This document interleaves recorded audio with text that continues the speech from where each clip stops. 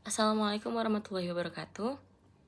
Perkenalkan, nama saya Alia Faiza dengan NIM 124370016 dari kelompok 1 RC Ilmu Kertambang. Baiklah, di sini saya akan menceritakan atau menjelaskan yang dimana saya telah mengikuti ekskursi ke BRIN Karangsambung. Nah, jadi tujuan dari ekskursi itu sendiri mengidentifikasikan jenis batuan yang tersingkap di lapangan. Kemudian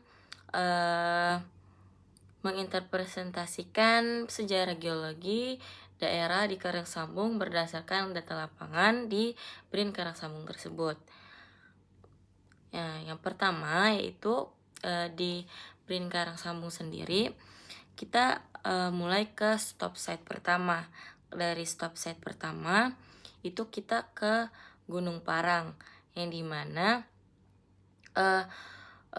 di wilayah BRIN Karangsambung tersebut di kondisi jalannya itu kan berbentuk perbukitan yang terjal.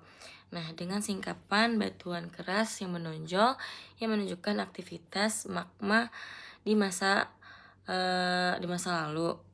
Kemudian ada pun deskripsi batuan yang ada di Gunung Parang tersebut. Dia yang pertama itu ada warna batuan dominan hitam keabuan dengan bintik putih dan hitam pekat. Kemudian beberapa bagian tampak kecoklatan akibat pelapukan. Kemudian ada yang teksturnya kasar dan teksturnya teksturnya kasar, dimana kristal-kristalnya terlihat jelas dengan mata telanjang. Kemudian ada batuan yang bersifat masif, keras, dan tidak berlapis. Kemudian bisa diidentifikasikan jenis batuannya. Pertama itu plagioklas sama pyroxene. Plagioklas itu ada putih keabu-abuannya. Kemudian dengan komposisi dan tekstur tersebut, batuan ini diinterpretasikan sebagai diorit, yaitu batuan beku menengah yang terbentuk dari proses intrusi magma. Kemudian oleh karena itu di stop site pertama itu mencerminkan aktivitas intrusi magma di wilayah Karangsambung yang menjadi fondasi awal terbentuknya kompleks batuan di daerah tersebut. Kemudian kita lanjut ke stop site yang kedua, yaitu Sungai Mandala, yang dimana Sungai Mandala ini termasuk di wilayah BRIN Karangsambung.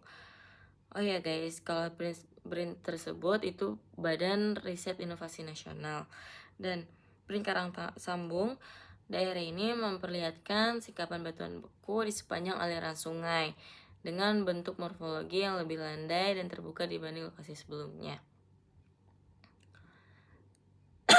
Kemudian dari deskripsi batuan, ciri-ciri batuan di lokasi ini antara lain yang pertama yaitu warna abu-abu gelap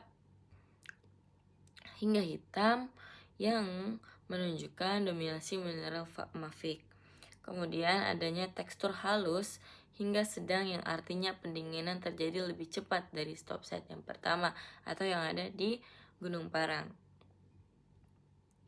Kemudian terdapat retakan atau join yang cukup banyak. Kemudian ditemukan juga fragmen batuan dengan ukuran yang berbeda, membentuk struktur breksi piroklastik. Kemudian juga ada beberapa fragmen mengandung mineral olivin dan piroksen khas batuan beku basah. Kemudian juga di Sungai Mandala tersebut termasuk ke jenis batuan beku ekstrusif karena hasil dari letusan magma ke permukaan bumi. Jenis batuan yang paling mungkin itu adalah jenis batuan basalt, yaitu batuan berwarna gelap yang terbentuk dari pendinginan cepat. Kemudian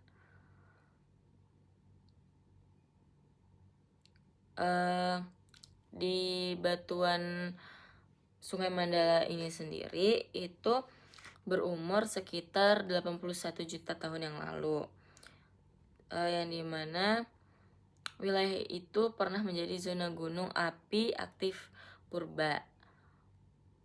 Kemudian kita lanjut ke stop site yang ketiga, yang dimana itu kita ke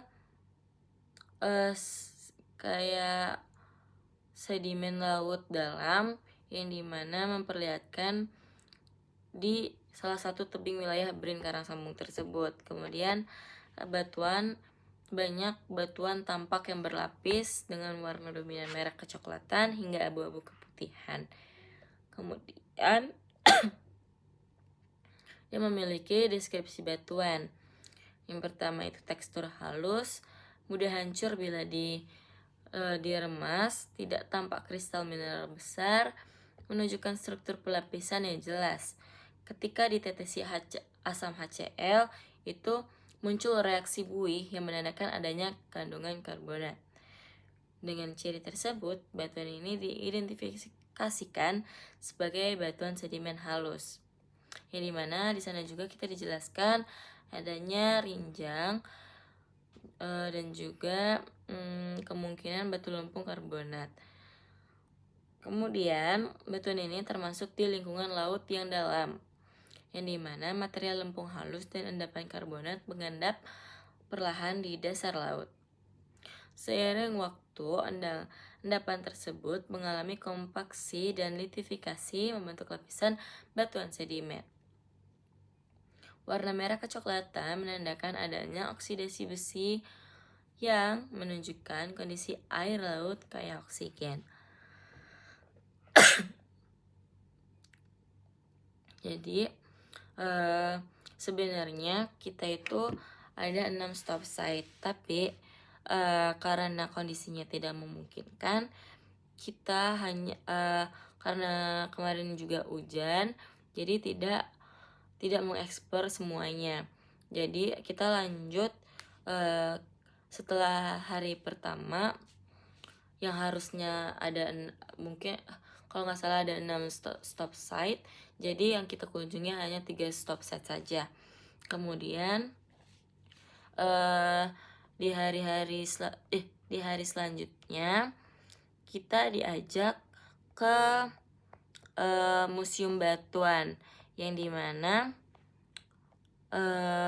di museum batu tersebut kita banyak dijelaskan dari batuan beku, batuan sedimen, sama batuan metamorf, yang dimana kita diajak juga untuk melihat ke laboratoriumnya juga, seperti gambar ini.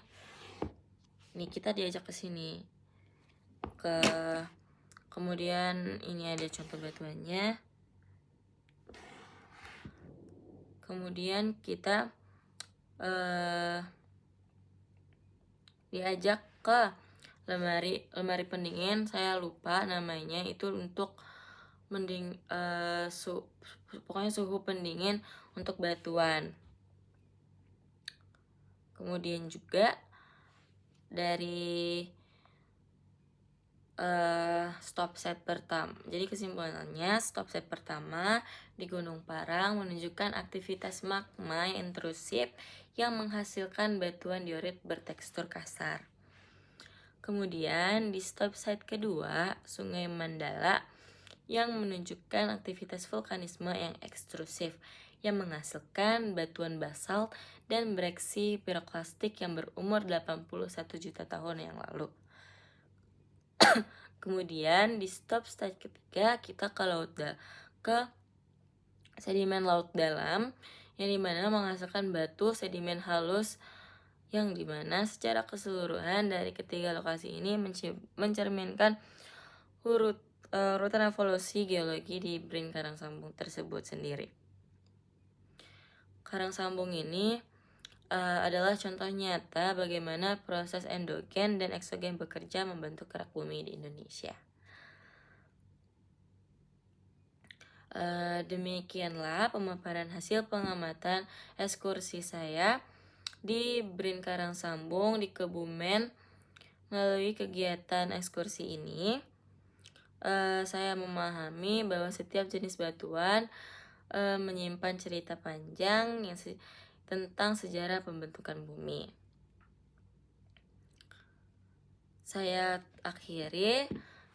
Wassalamualaikum warahmatullahi wabarakatuh. Terima kasih.